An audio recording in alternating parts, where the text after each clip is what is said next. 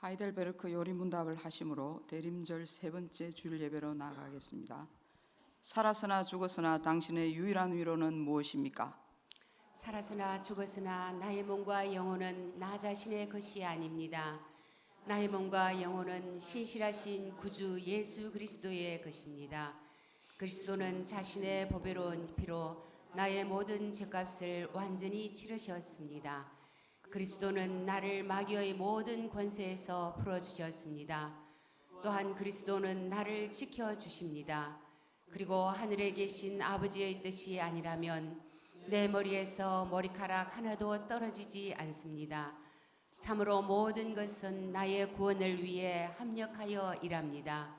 그리고 그리스도는 성령님을 통해 내게 영생을 보증해 주십니다.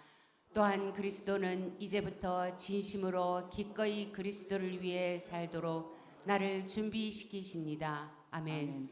이 위로 안에서 복을 누리며 살다가 죽기 위해 당신은 무엇을 알아야만 합니까? 다음 세 가지를 알아야만 합니다. 첫째, 나의 죄와 비참함이 얼마나 큰지 알아야 합니다. 둘째, 어떻게 내가 나의 모든 죄와 비참함으로부터 구원받는지 알아야 합니다. 셋째, 어떻게 내가 그러한 구원을 주시는 하나님께 감사해야 하는지 알아야 합니다. 아멘.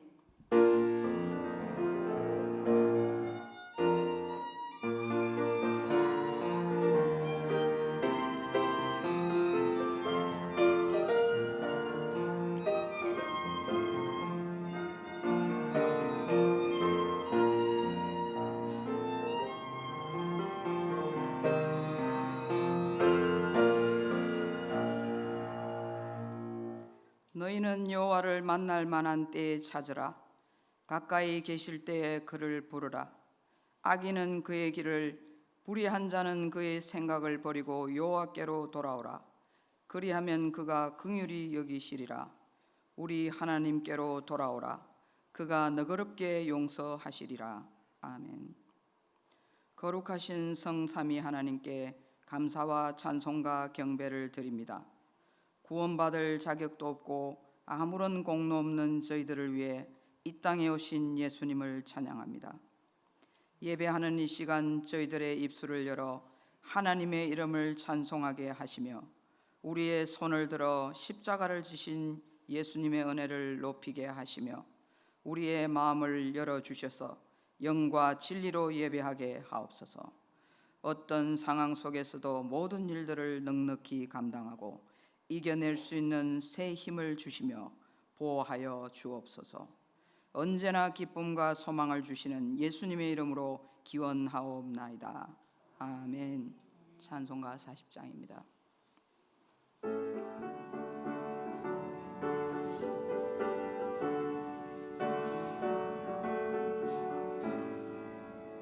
찬송으로 보답할 수 없는 큰 사랑, 주님께 영광 할렐루야. 형제 자매 모두 함께 모여 찬송해.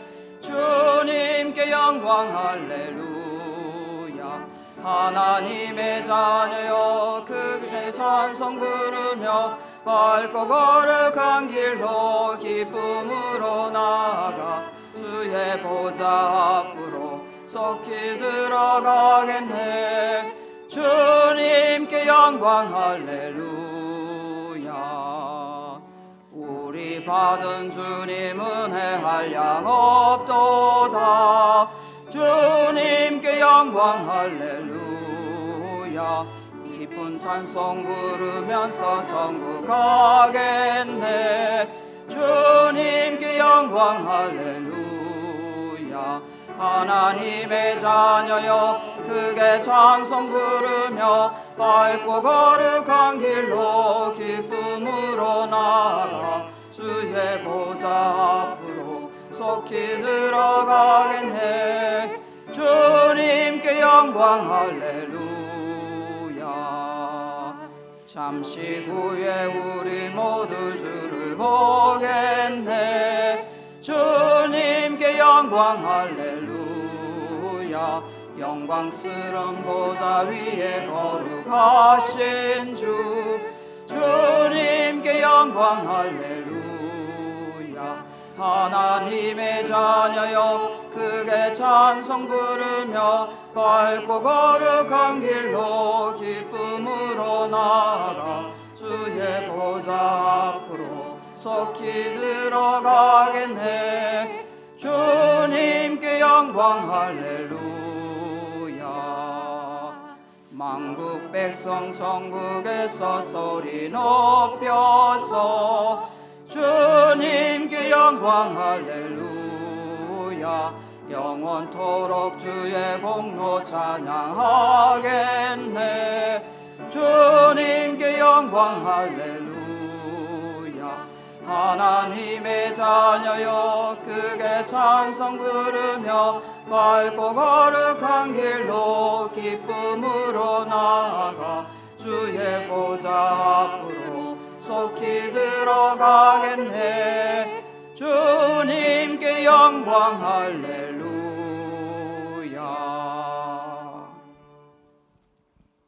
성시교독은 117번입니다. 광야와 메마른 땅이 기뻐하며 사막이 백합화 같이 피어 즐거워하며 무성하게 피어 기쁜 노래로 즐거워하며 레바논의 영광과 갈멜과 사론의 아름다움을 얻을 것이라. 그것들이 여호와의 영광 곧 우리 하나님의 아름다움을 보리로다. 너희는 약한 손을 강하게 하며 떨리는 무릎을 굳게 하며 겁내는 자들에게 이르기를 굳세어라 두려워하지 말라. 보라 너희 하나님이 오사 보복하시며 갚아 주실 것이라. 하나님이 오사 너희를 구하시리라 하라. 그때 맹인의 눈이 밝을 것이며 못 듣는 사람의 귀가 열릴 것이며 그때 저는 자는 사슴같이 뛸 것이며 말 못하는 자의 혀는 노래하리니 이는 광야에서 물이 솟겠고 사막에서 시내가 흐를 것임이라. 뜨거운 사막이 변하여 못이 될 것이며 메마른 땅이 변하여 원천이 될 것이며 성냥에 눕던 곳에 풀과 갈대와 부들이 날 것이며 거기에 대로가 있어 그 길을 거룩한 길이라 일컫는 바 되리니 깨끗하지 못한 자는 지나가지 못하겠고 오직 구속함을 입은 자들을 위하여 있게 될 것이라. 아멘. 우리의 신앙을 고백하겠습니다. 나는 전능하신 아버지 하나님 천지의 창조주를 믿습니다. 나는 그의 유일하신 아들 우리 주 예수 그리스도를 믿습니다. 그는 성령으로 잉태되어 동정녀 마리아에게서 나시고 본디오 빌라도에게 고난을 받아 십자가에 못 박혀 죽으시고 장사된 지 사흘 만에 죽은 자 가운데서 다시 살아나셨으며 하늘에 오르시어 전능하신 아버지 하나님 우편에 앉아 계시다가 거기로부터 살아있는 자와 죽은 자를 심판하러 오십니다. 나는 성령을 믿으며 거룩한 공교회와 성도의 교제와 죄를 용서받는 것과 몸의 부활과 영생을 믿습니다. 아멘. 찬송가 68장입니다.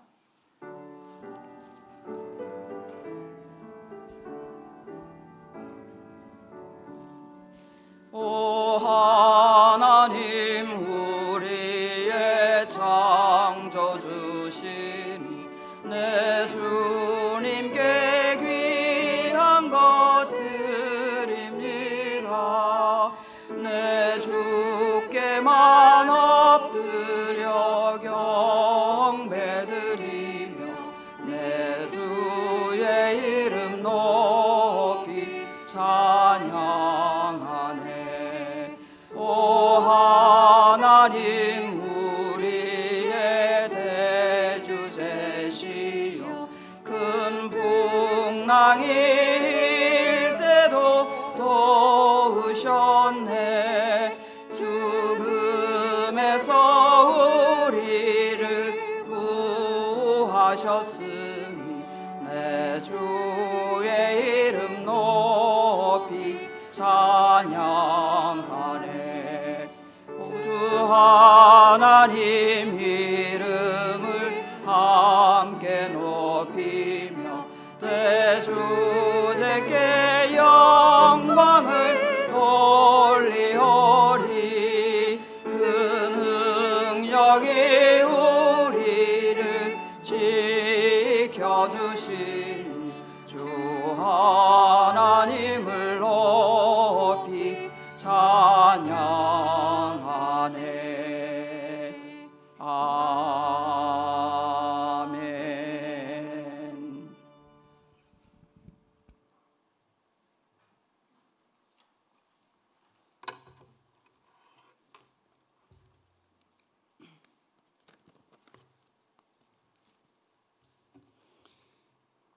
사랑과 은혜가 풍성하신 하나님 아버지, 우리의 모든 삶을 주관하시고 세상의 유혹으로부터 코로나 바이러스로부터 지켜주심에 감사를 드립니다. 오늘도 주님의 은혜 가운데 예배 드리게 하심에 감사를 드립니다. 이 시간 영과 진리로 예배 드리는 시간 되게 하시고 예배를 방해하는 모든 악한 영들이 틈타지 못하게 하옵소서.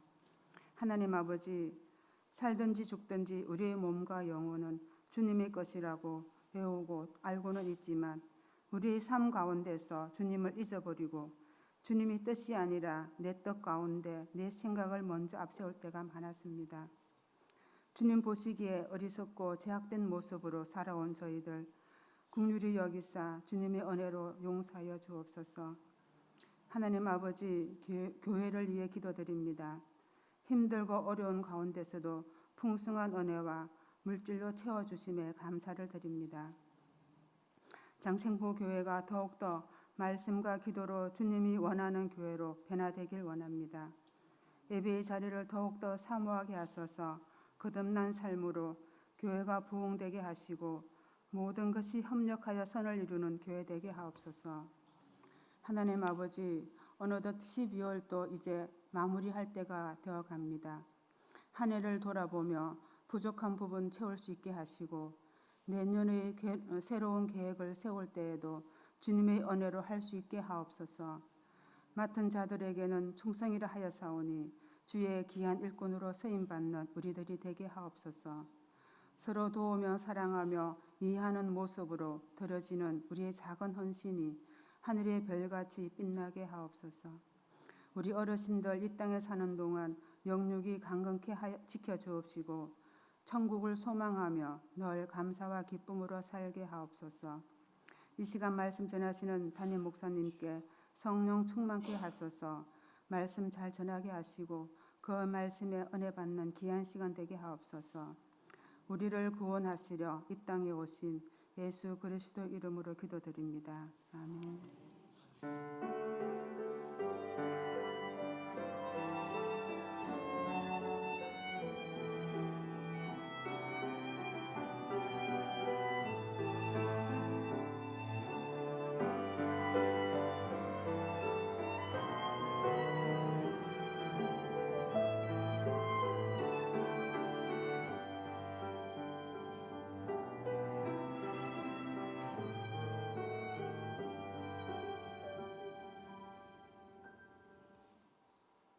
하나님께서 오늘 우리에게 주신 말씀은 창세기 1장 26절로 28절 말씀입니다.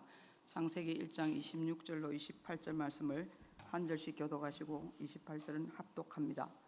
하나님이 이르시되 우리의 형상을 따라 우리의 모양대로 우리가 사람을 만들고 그들로 바다의 물고기와 하늘의 새와 가축과 온 땅과 땅에 기는 모든 것을 다스리게 하자 하시고 하나님이 자기 형상 곧 하나님의 형상대로 사람을 창조하시되 남자와 여자를 창조하시고 하나님이 그들에게 복을 주시며 하나님이 그들에게 이르시되 생육하고 번성하여 땅에 충만하라. 땅을 정복하라. 바다의 물고기와 하늘의 새와 땅에 움직이는 모든 생물을 다스리라 하시니라. 아멘. 피아노 트리오 연주로 줄 특송을 드리겠습니다.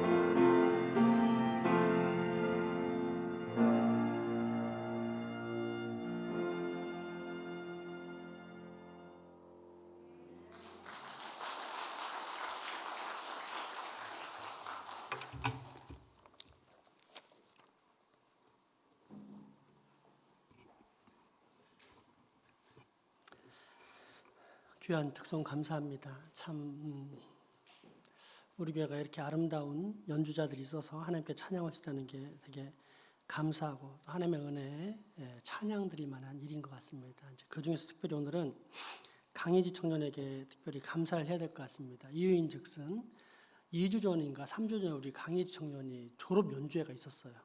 그래서 참 감사하게도 많은 우리 식구들이 갔는데 제가 깜빡하고 그걸 주보에 못 넣었어요. 되게 미안하더라고요. 근데 어쨌든 졸업한 거에 대해서 이렇게 이 자리를 빌어서 교회 전체가 축복하는 박수 한번 같이 보내줬으면 좋겠습니다.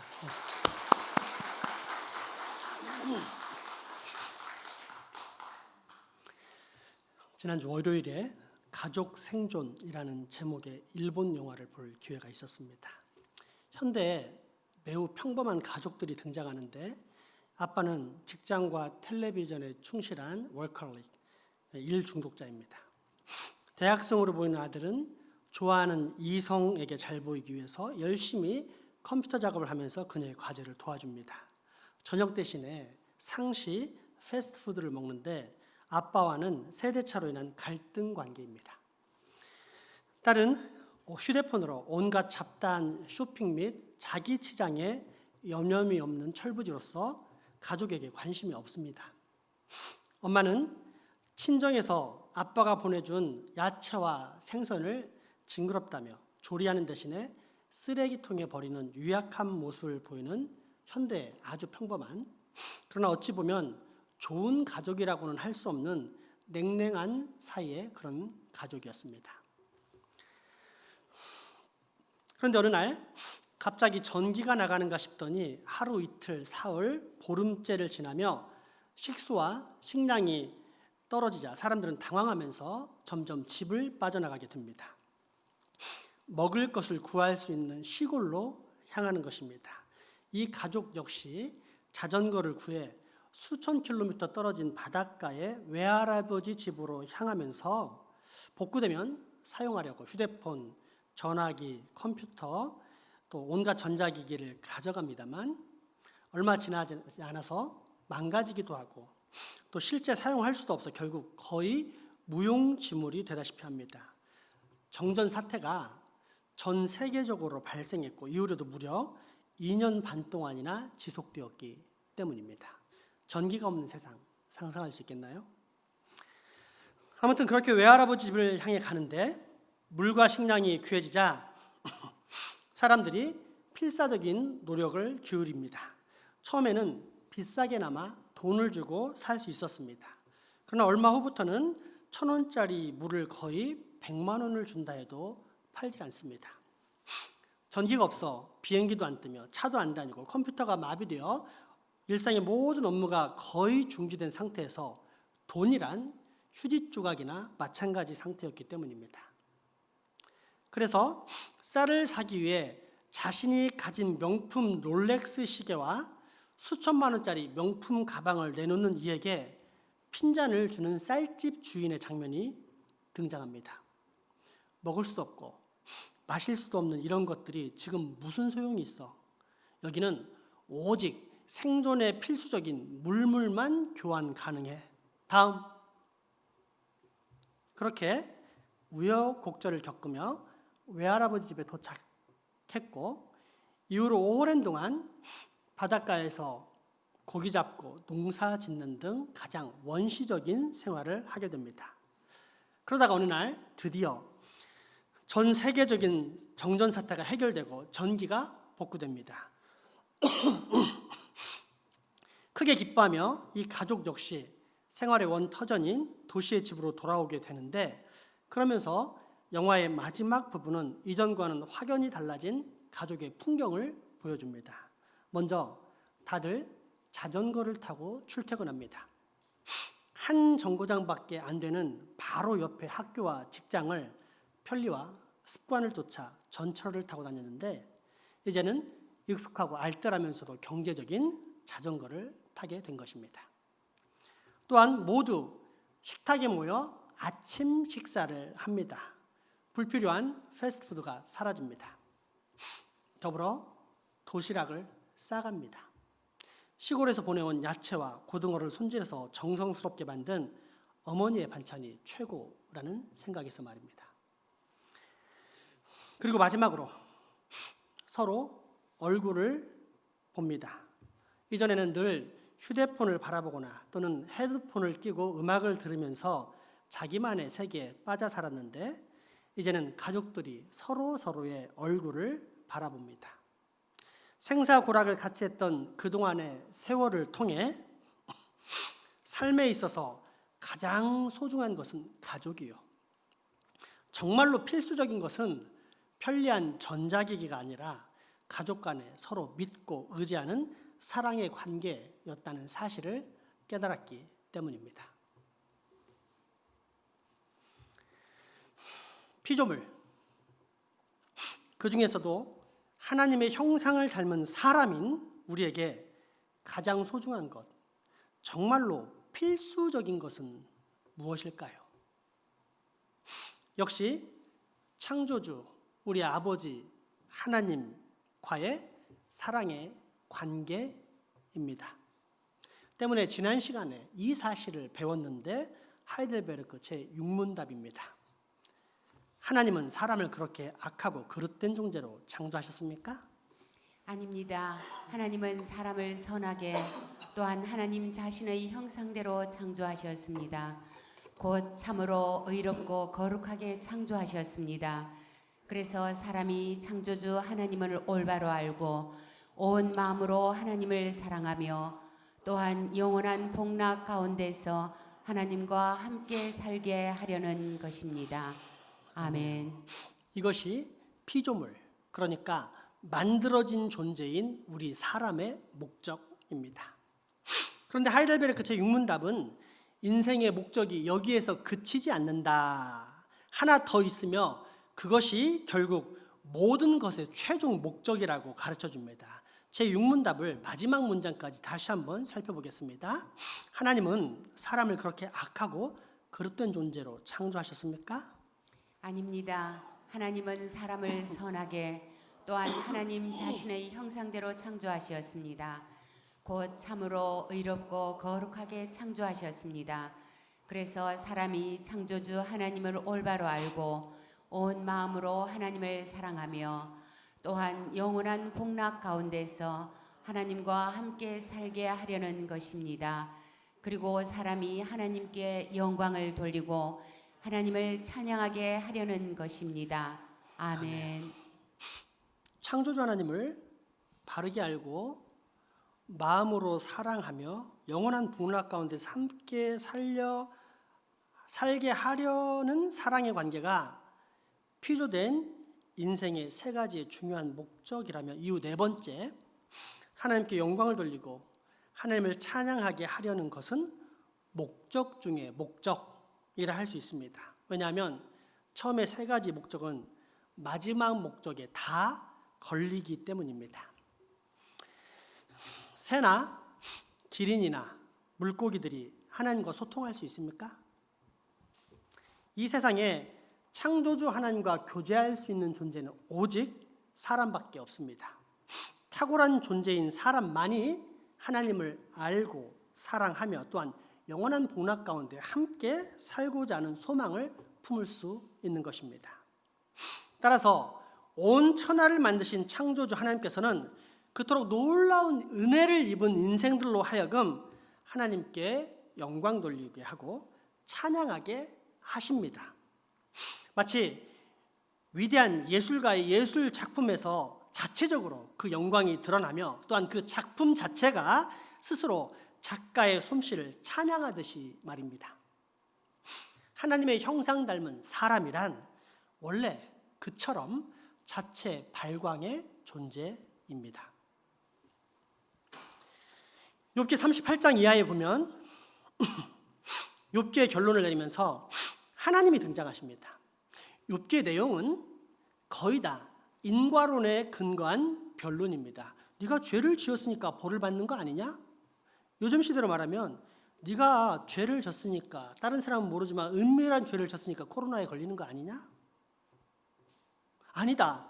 억울하다. 나는 정직하다. 깨끗하다. 그런데 내가 왜 이런 고통을 당하는지 모르겠다라는 식의 변론이 있고, 이후 인과론을 만드시고 뛰어넘으시는 하나님이 나타나시어 그 모든 어리석음을 꾸짖으시면서 전지전능하신 하나님 앞에 겸손해질 것을 요구하시는 것이 욥기의 전체 내용이자 핵심입니다. 그중 38장에 보면 욥과 세 친구들의 변론이 이어질 때 엘리후가 나타나 그 내용들을 비판하고 마지막으로 하나님이 그들을 꾸짖으시면서 세계 창조에 관해 말씀하시는 장면이 나옵니다. 이때 말씀을 요약하면 이 세상의 창조가 참으로 경이로운데 너희가 과연 이 경이로움을 얼마나 알고 있느냐. 그중 욥기 38장 4절에서 7절 말씀 한번 직접 읽어봅시다. 내가 땅에 기초를 놓을 때에 내가 어디 있었느냐. 내가 깨달아 알았거든 말할지니라. 누가 그것의 도량법을 정하였는지 누가 그 줄을 그것의 위에 띄웠는지 내가 아느냐. 그것의 주추는 무엇 위에 세웠으며 그 모퉁이 돌을 누가 놓았느냐. 그때의 새벽별들이 기뻐 노래하며 하나님의 아들들이 다 기뻐 소리를 질렀느니라. 아멘. 이 구절들을 읽어보면 하나님이 세계를 지으실 때 땅에 기초를 놓으신 일은 온 천하의 별들과 천사들이 찬미를 부를 정도의 위대한 일이었다라는 것을 알 수 있습니다. 이후의 말씀들도 아침, 비와 이슬, 별들을 언급하시면서 하나님의 창조의 기이함, 세계 창조의 위대함을 말하고 있습니다. 이 말씀들에 의하면 하나님의 창조 사역은 인간이 이해할 수도 유사하게 만들어낼 수도 없는 탁월한 작품, 곧 예술 그 자체라는 뜻입니다. 그리고 이때 우리는 한번 잘 생각해 보아야 합니다.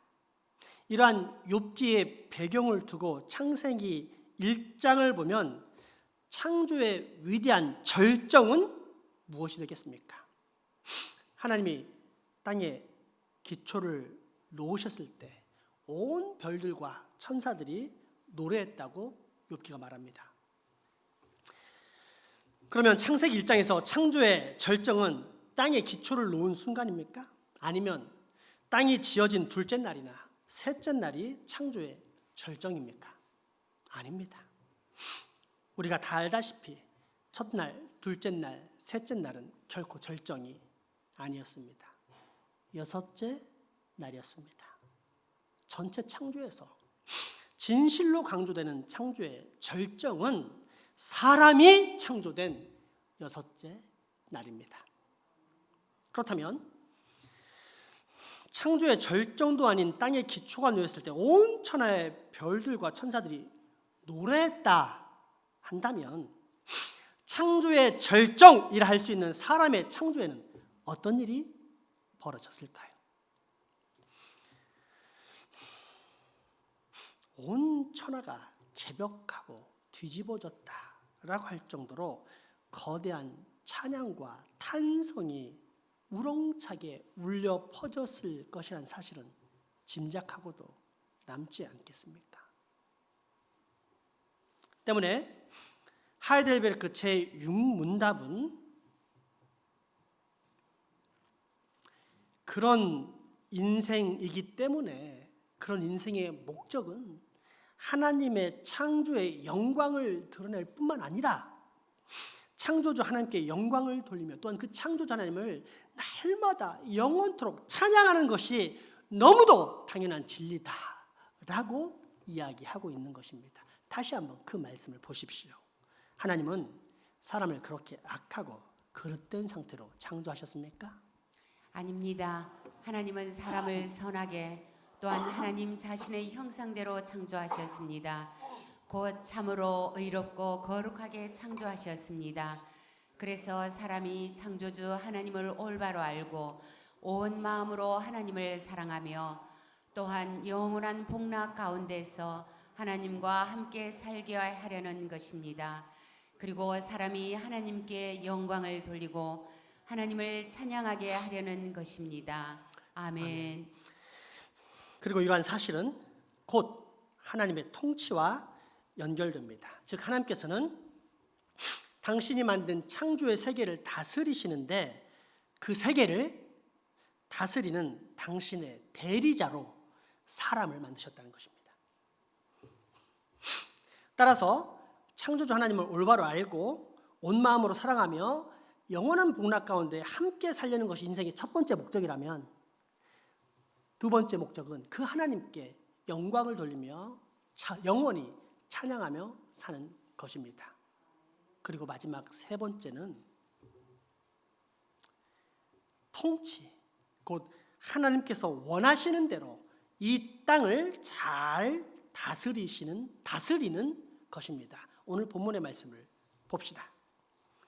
하나님이 이르시되 우리의 형상을 따라 우리의 모양대로 우리가 사람을 만들고 그들로 바다의 물고기와 하늘의 새와 가축과 온 땅과 땅에 기는 모든 것을 다스리게 하자 하시고, 하나님이 자기 형상 곧 하나님의 형상대로 사람을 창조하시되 남자와 여자를 창조하시고, 하나님이 그들에게 복을 주시며 하나님이 그들에게 이르시되 생육하고 번성하여 땅에 충만하라. 땅을 정복하라.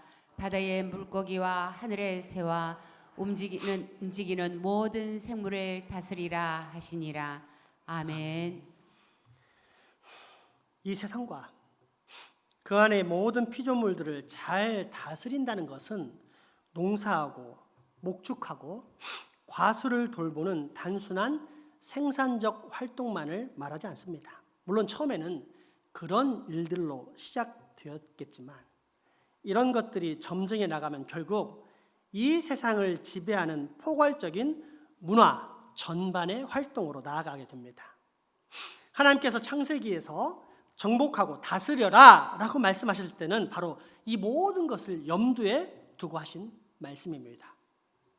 때문에 이러한 하나님의 의도를 잘 깨달았던 개혁신학계 학자들은 이 하나님의 말씀을 문화명령이라고 불렀습니다. 쉽게 말해 문화명령이란 이 세상의 문화, 곧 세속적인 가치관과 세계관을 하나님께서 원하시는 상태, 하늘나라의 가치관과 세계관으로 만들어 가는 것입니다.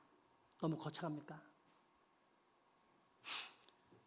나 같은 것이 어떻게 이런 생각이 듭니까? 그러나 이렇게 풀어보면 그 명령이 특별한 사람 혹은 위대한 능력을 가진 사람을 위한 명령이 아닌 바로 나를 향한 명령, 내게 주신 명령임을 깨닫게 될 것입니다. 네 삶의 자리,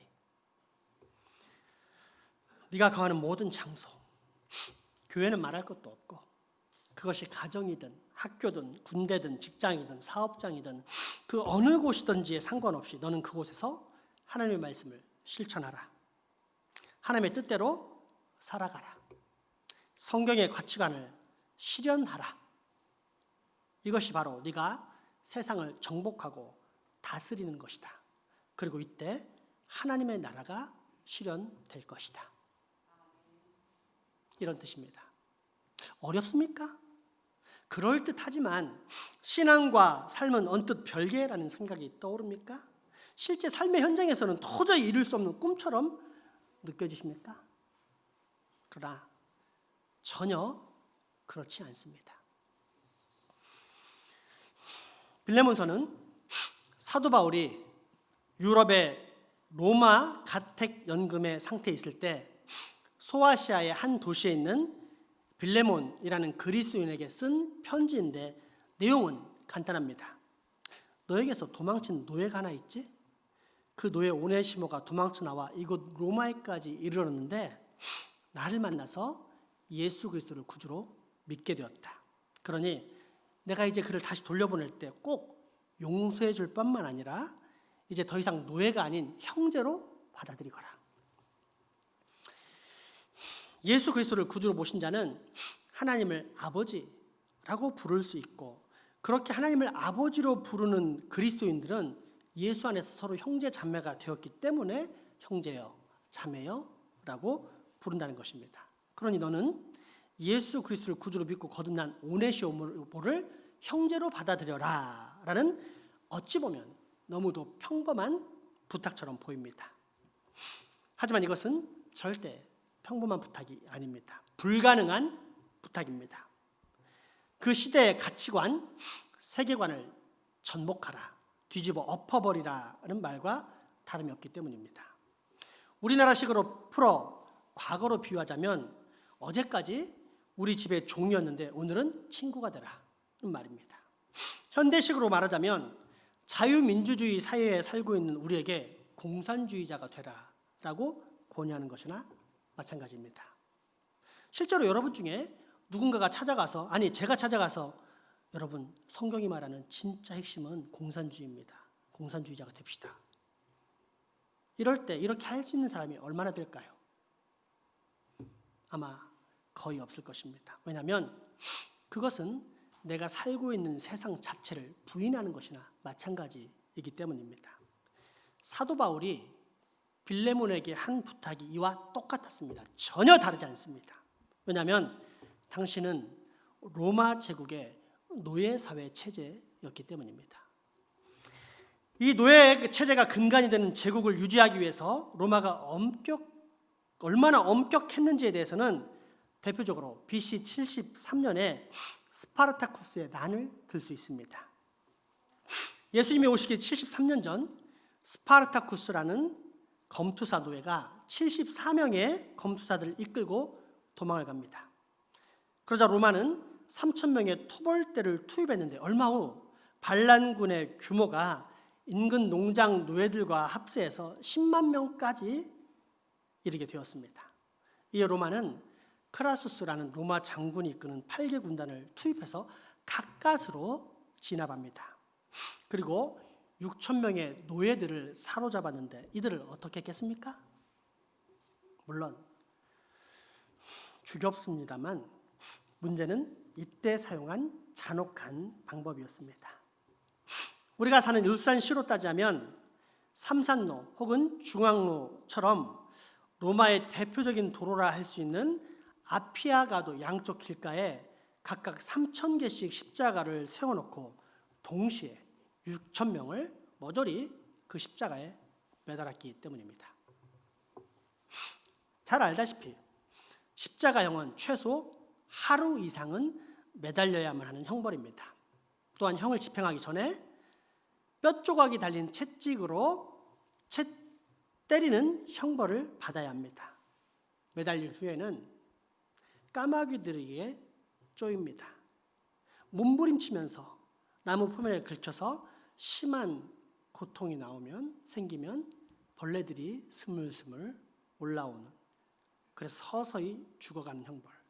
그러니까 가장 잔인하고 고통스럽게 죽이는 방법이 십자가입니다. 한마디로 잘 죽지 마라, 이런 뜻입니다. 이때 6,000명이 몸부림치며 울부짖는 소리가 어땠을까요? 아마도 로마 시내에 있는 모든 사람들이 다 들을 정도로 처절한 신음과 괴성이 사방에 가득했을 것입니다. 그런데 이때 로마 제국의 입장에서 이 괴로움의 음성은 무슨 신호입니까? 누구에게 들으라고 전하는 메시지일까요? 로마의 노예들입니다. 혹여라도 이 사회 체제를 무시하거나 거부함으로 반란을 일으키면 이런 식으로 처형할 것이다. 그러니 체제 전복은 꿈도 꾸지 마라. 이 메시지였습니다. AD 61년. 그러니까 예수님께서 부활 승천하신 후 약 30년 뒤에 일어난 세쿤두스의 사건도 이 노예 제도를 지키기 위해 로마 제국이 얼마나 악랄했는지를 잘 보여주는 이야기입니다. 로마의 행정장관 루키우스 페다니우스 세쿤두스가 원한을 품은 한 노예에게 살해를 당합니다. 당시 로마의 관습법에 따르면 주인이 죽으면 주인과 함께 모든 노예를 묻어야 했습니다. 그런데 이때 노예가 부녀자와 아내를 포함해 어린아이를 포함해 무려 400명이나 되었습니다. 때문에 로마 사회에서 난리가 났는데 아무런 관계가 없는 노예 하나 때문에 400명의 노예를 매장한다? 옳지 않다. 그리고 그 세쿤두스는 죽어도 싼 놈이었다. 그리고 실제로 길거리 시위까지 나왔습니다. 하지만 결론은 네로 황제가 주도하는 원로원에 의해서 전부 다 처형당하는 것이었습니다. 로마라는 제국이 이 노예 체제를 얼마나 유지하고 싶어 했는지 분명히 알 수 있습니다. 이처럼 무서운 것, 로마라는 사회가 항상 지켰고 또한 반드시 지키려고 했던 노예 체제 근간의 제국 사회에서 도망간 노예를 죽이는 것은 하나도 이상하지 않고 오히려 당연한 일이었습니다. 그런데 이 사실을 너무도 잘 알고 있는 로마의 시민권자 사도 바울이 빌레몬에게 도망간 집 노예인 오네시모를 용서하라 편지를 씁니다. 그럴 수 있습니다.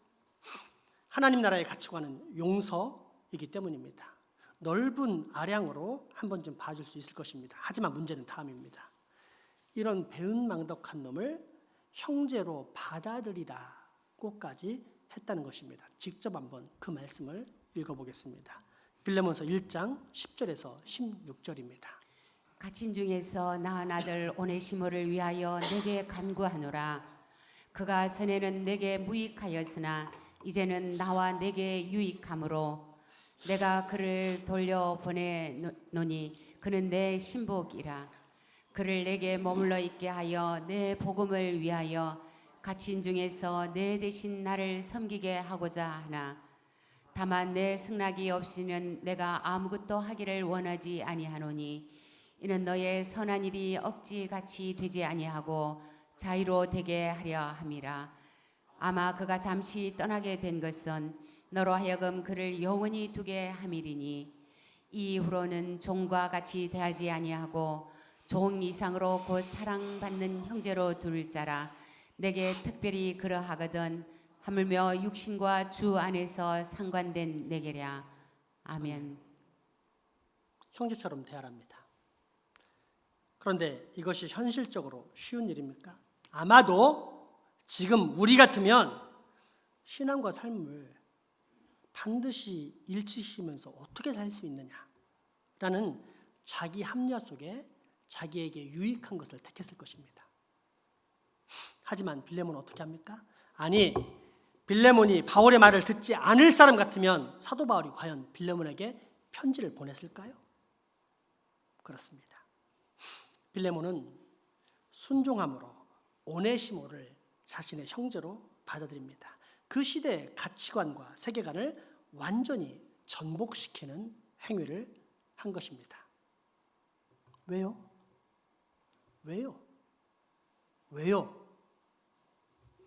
그는 거듭난 자, 곧 그 안에 성령 예수 그리스도의 영을 품은 그리스도인이었기 때문입니다. 그리스도인은 믿는 바를 행하는 자, 그가 속한 땅을 다스리고 정복하는 자, 곧 하나님의 창조 명령, 문화 명령을 온전히 실행하며 사는 사람이기 때문입니다. 그리고 이 순간 빌레몬이 거한 그 땅은 하나님의 나라가 임재하게 됩니다.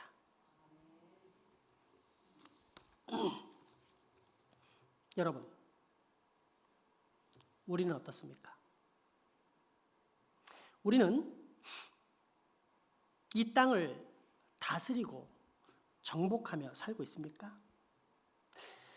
내가 처한 삶의 현장에서 삶의 현실에 적당히 타협하지 않고 언제나 하나님의 말씀을 따라 순종하고 하나님의 말씀을 따라 실천하며 살고 있습니까?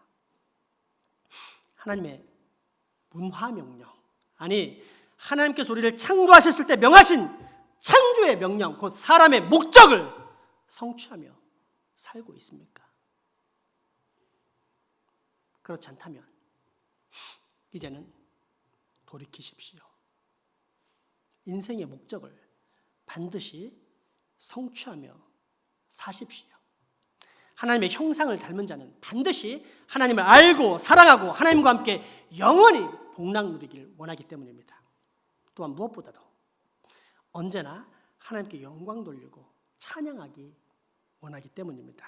그리고 나아가 진짜 하나님의 사람은 하나님의 명령을 따라 이 세상을 정복하고 다스리는 사람, 곧 인생의 목적을 성취하며 사는 사람이기 때문입니다.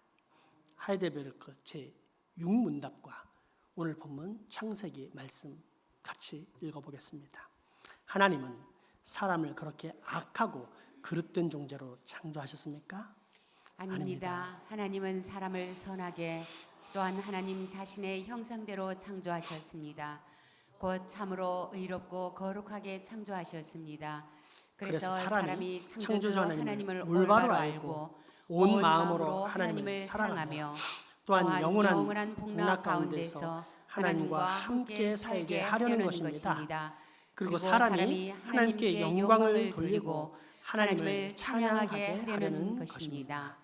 하나님이 이르시되 우리의 형상을 따라 우리의 모양대로 우리가 사람을 만들고 그들로 바다의 물고기와 하늘의 새와 가축과 온 땅과 땅에 기는 모든 것을 다스리게 하자 하시고 하나님이 자기 형상 곧 하나님의 형상대로 사람을 창조하시되 남자와 여자를 창조하시고 하나님이 그들에게 복을 주시며 하나님이 그들에게 이르시되 생육하고 번성하여 땅에 충만하라 땅을 정복하라 바다의 물고기와 하늘의 새와 땅에 움직이는 모든 생물을 다스리라 하시니라.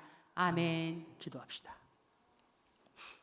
우리에게 다스리고 정복할 수 있는 힘과 능력을 주시고 다스리고 정복하라 명하신 하나님, 오늘 우리가 그 말씀을 따라 이제 정복하고 다스리기 원합니다. 거룩하신 하나님과 만나 알고 믿고 사랑하고 교제하고 영광 돌리고 찬양하면서 내가 가한 모든 곳을 하나님의 나라로 정복하고 다스리기 원하오니 주님, 나로 당신께서 창조하신 그 사람의 목적을 온전히 성취하며 살 수 있는 복을 부어 주옵소서. 그래서 내가 거하는 곳, 그 모든 곳은 빌레몬처럼 하나님의 나라가 실현되는 놀라운 역사가 일어나게 하여 주옵소서. 예수님의 이름으로 기도합니다. 아멘. 헌금하시겠습니다.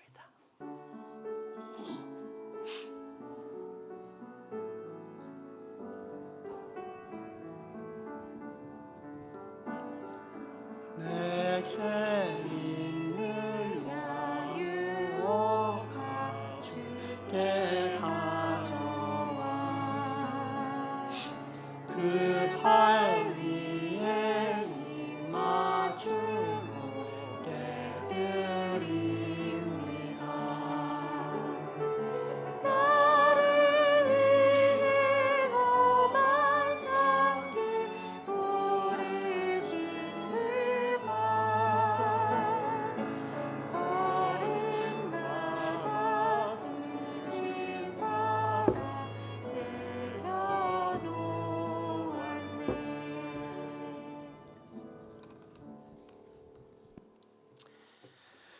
건강한 생활을 할 수 있도록 튼튼한 신체적 기능을 주시고 평안한 생활을 할 수 있도록 모든 여건을 허락해 주신 하나님 감사합니다.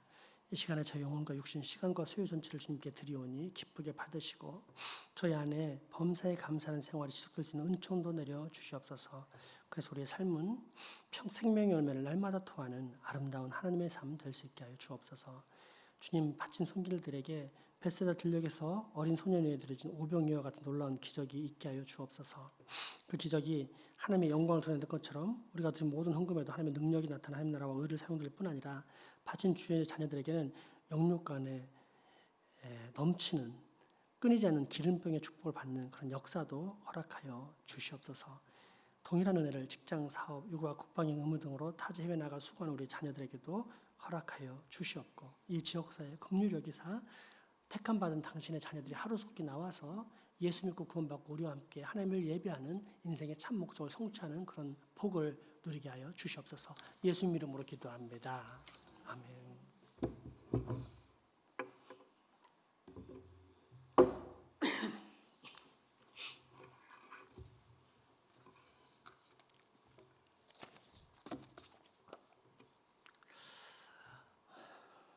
교회에서 전합니다. 1번 광고는 참조해 주시고 2번 바이러스 광고 제가 특별히 드리겠습니다. 어제까지 우리 교회 코로나 바이러스 걸린 사람 한 사람도 없었습니다. 이게 첫 번째 중요한 사실이고요. 두 번째 중요한 사실은 우리 교인 중에 부주의하게 행하는 사람이 아무도 없습니다. 늘 주의하면서 방역 수칙을 잘 지키며 살고 있습니다. 세 번째, 가능할 수 있는 사실은 그럼에도 불구하고 우리 중에 코로나 바이러스에 걸릴 사람이 있을 것입니다. 왜냐하면 우리가 섬처럼 방 안에만 갇혀 있고 살고 있는 사람이 아니라 학교로, 직장으로, 이 사회로 나가 생활하는 사람들이기 때문에 우리도 모르게 언젠가는 감염될 수도 있습니다. 그때 우리 교회는 절대 비난과 정죄를 해서는 안 됩니다. 오히려 불쌍함, 자비, 긍휼, 또 협조를 해야 합니다. 예를 들어서 어머니가 코로나에 걸리면 격리가 되면 그 자녀들과 남편 누가 돌보겠습니까? 우리 가족이 돌봐야 합니다. 만약에 코로나에 걸렸고 예수님이 이 자리에 계시다면 너 왜 행동 그따위로 했어? 왜 이렇게 부주의했어? 이런 꾸중을 하실까요? 오히려 긍휼히 여기시며 그를 위해 기꺼이 자신의 목숨까지도 바치지 않으실까요?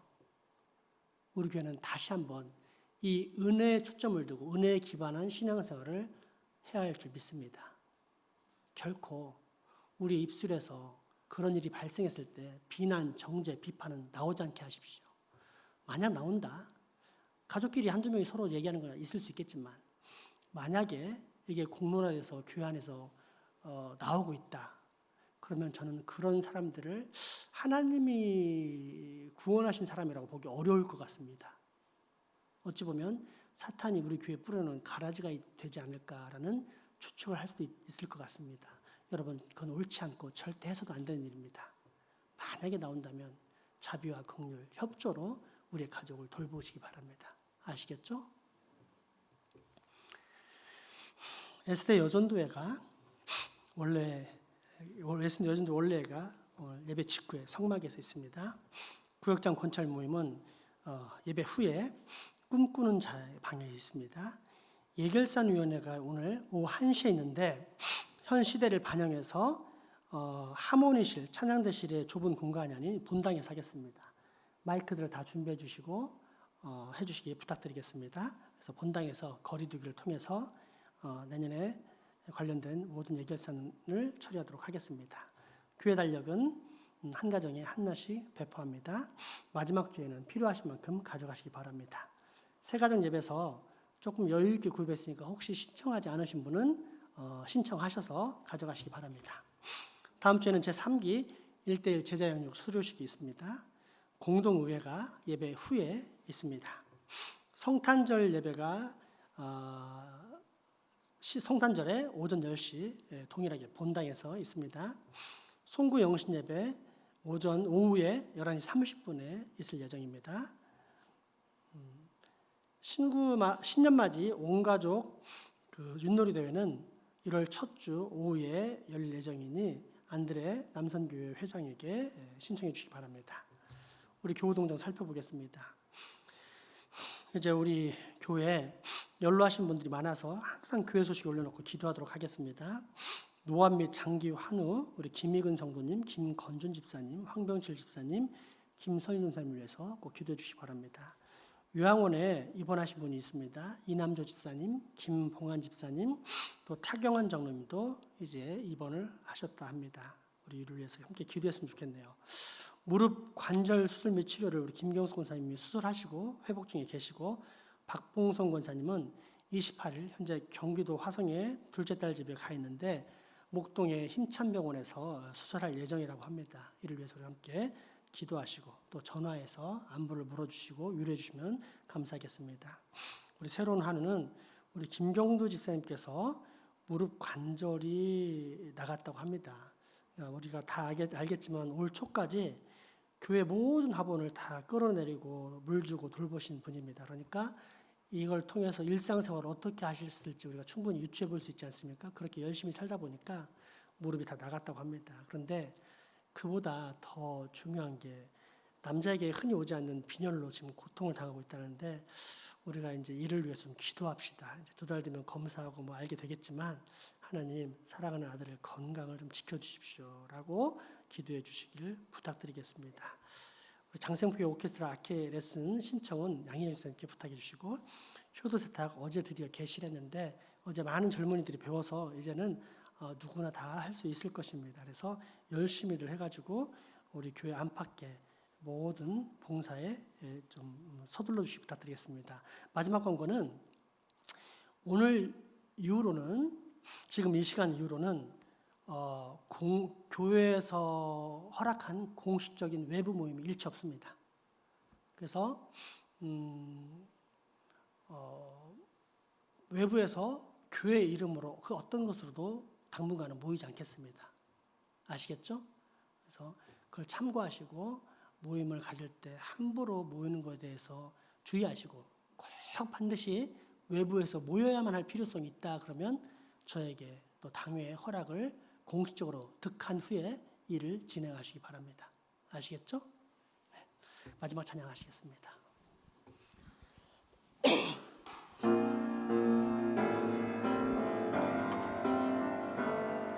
우리에겐 소원이 하나 있네.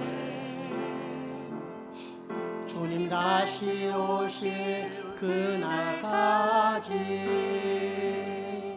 우리 가슴에 새긴 주의 십자가 사랑 나의 교회를 사랑케 하네. 주의 교회를 향한 우리 마음,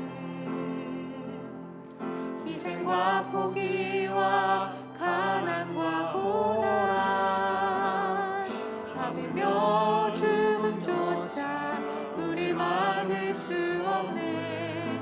우리 교회는 이 땅에 임하. 교회를 교회되게, 예배를 예배되게 우리 사용하소서. 진정한 부흥의 날 오늘 임하도록 우리 사용하소서. 성령 안에 예배하리라. 자유의 마음으로 사랑으로 사역하리라. 교회는 생명이니 교회를 교회되게, 예배를 예배되게 우리 사용하소서. 진정한 부흥의 날 오늘 임하도록 우리 사용하소서.